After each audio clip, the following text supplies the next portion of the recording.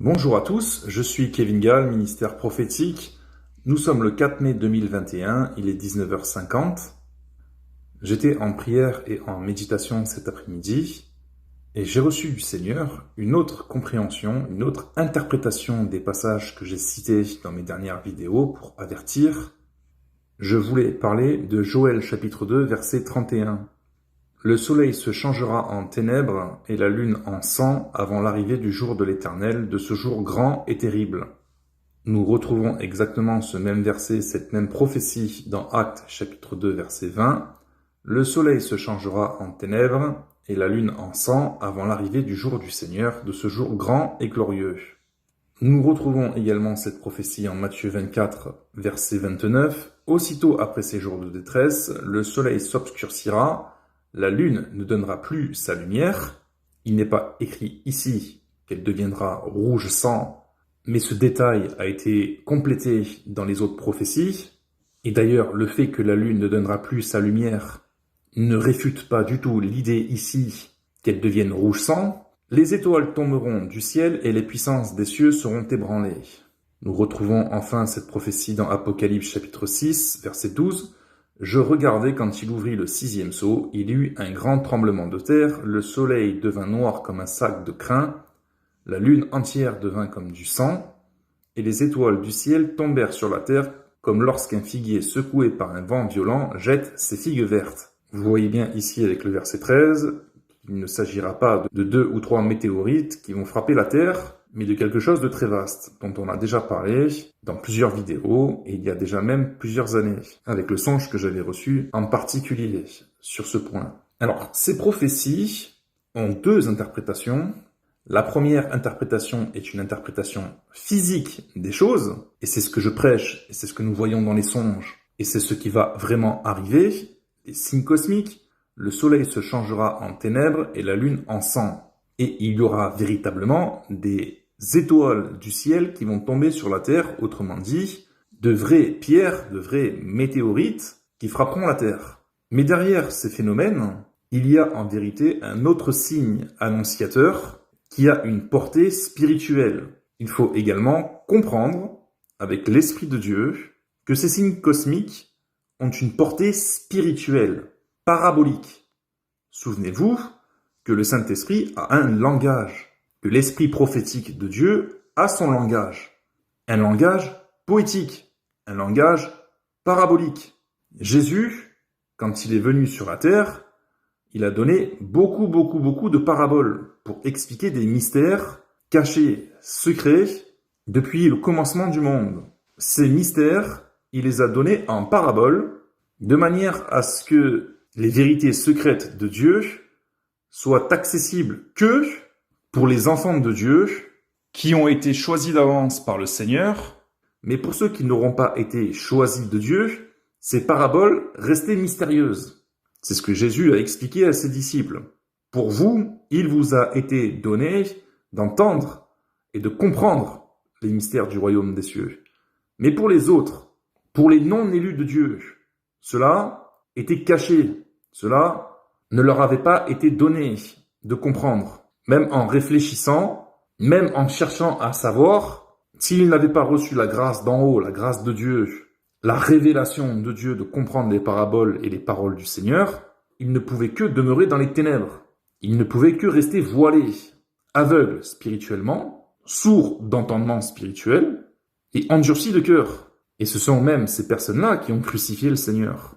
Et donc, pour revenir à ces prophéties concernant la fin des temps, les signes annonciateurs du retour de Jésus pour l'enlèvement de l'Église et le grand jugement planétaire par les couples, nous pouvons aussi l'interpréter par le Saint-Esprit d'une manière parabolique, où quand il est écrit ici « le soleil se changera en ténèbres », l'Esprit de Dieu fait comprendre que le soleil ici peut tout à fait représenter Dieu, le Père, le Fils, le Saint-Esprit, ou encore le trône de Dieu, ou encore la présence de Dieu, ou encore la parole de Dieu. Tout ça, c'est la même chose. Ça nous parle de la source lumineuse, de la lumière.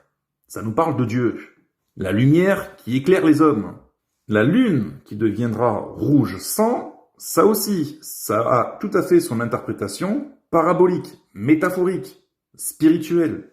La lune ici représente l'Église. Dans un langage spirituel, métaphorique, poétique, parabolique, la lune est censée refléter la lumière du soleil pendant la nuit, pour éclairer les habitants de la terre. Autrement dit, je m'explique. Maintenant que Jésus est remonté au ciel, lui qui est la lumière, et qui en venant dans le monde était la lumière qui éclairait tous les hommes, on a compris que beaucoup ne l'ont pas reçue, cette lumière, et que beaucoup sont restés dans les ténèbres. Mais quand Jésus est remonté au ciel, il a dit à ses disciples, « Maintenant, c'est vous la lumière dans le monde. Vous êtes la lumière du monde et le sel de la terre. » Et c'est maintenant par le moyen de l'Église que Dieu appelle les chrétiens à éclairer la terre de la lumière du soleil, autrement dit de la lumière de Dieu, Père, Fils, Saint-Esprit. Pendant la nuit, ça veut dire pendant l'absence du Seigneur, pendant qu'il est parti, pendant qu'il est remonté. À la fin des temps, le soleil se changera en ténèbres et la lune en sang. Ça veut dire quoi d'un point de vue spirituel? Ce que le Seigneur m'a expliqué cet après-midi. C'est qu'à la fin des temps, la parole de Dieu sera véritablement cachée aux hommes sur la terre. Il va y avoir un véritable désert spirituel sur la terre où il sera très difficile d'être éclairé de la lumière du soleil, autrement dit d'être éclairé par la parole de Dieu. Il y a de fortes chances qu'il y ait une répression planétaire contre la parole de Dieu, qu'il y ait une persécution contre les chrétiens et contre la parole de Dieu qui sera ôtée. Exactement comme dans des pays très fermés à l'évangile où la Bible est interdite. Il est évident qu'au temps de l'Antéchrist ne va pas permettre que la Bible soit lue, étudiée et proclamée comme ça dans le monde entier, puisqu'il ordonnera à ce que tout le monde l'adore lui. Il ne permettra pas qu'il y ait d'autres religions que le fait de l'adorer lui seul. Donc, à la fin des temps, il sera très difficile de trouver la source de lumière, de trouver la parole de Dieu, de trouver l'éclairage directement par la parole de Dieu. Il faudra beaucoup se tourner vers des personnes qui sont censées être la lumière de Dieu qui éclaire les hommes, autrement dit des chrétiens.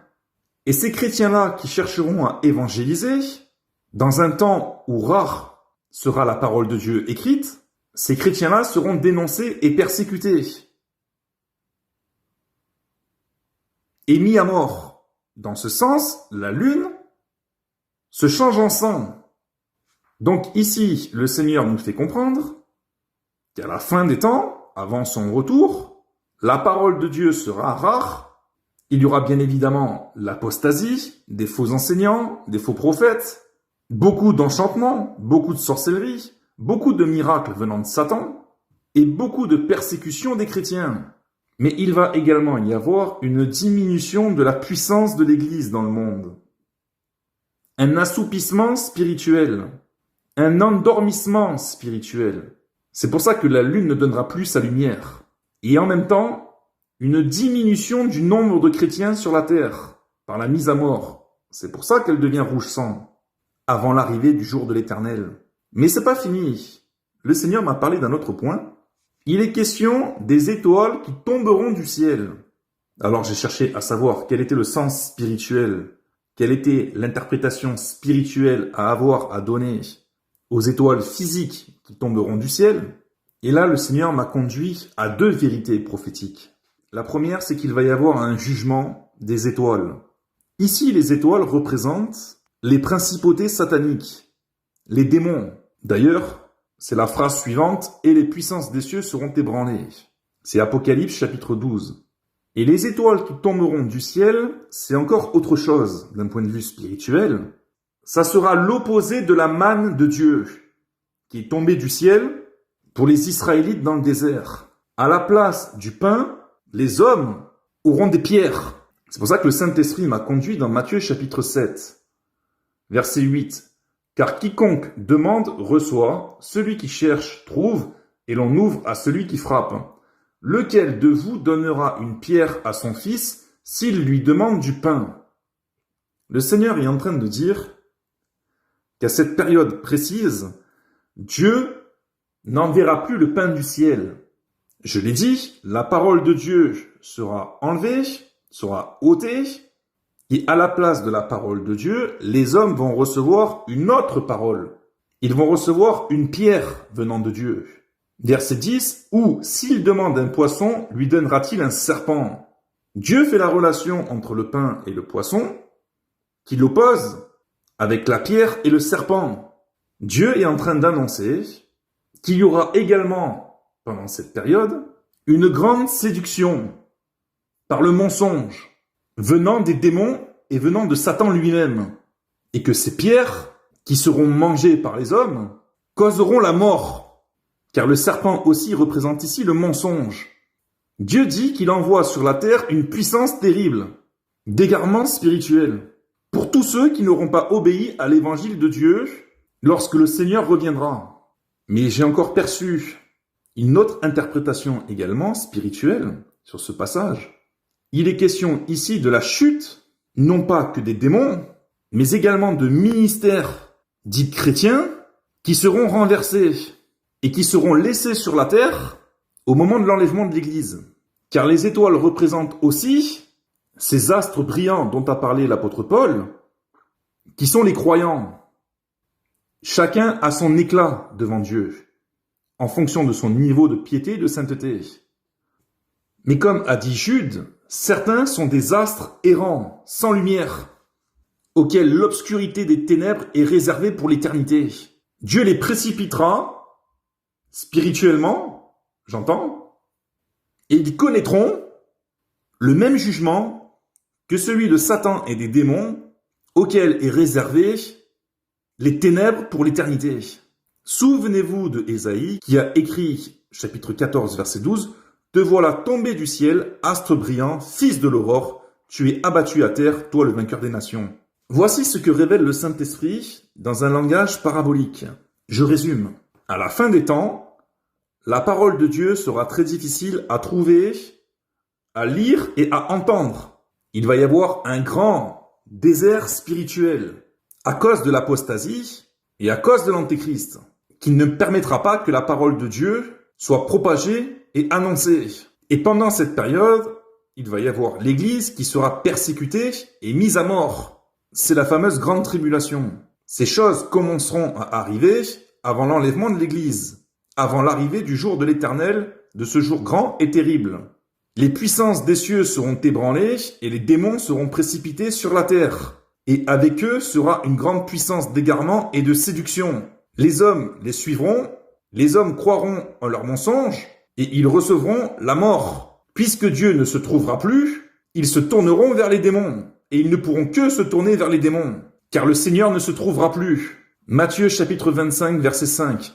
Comme l'époux tardait, toutes s'assoupirent et s'endormirent.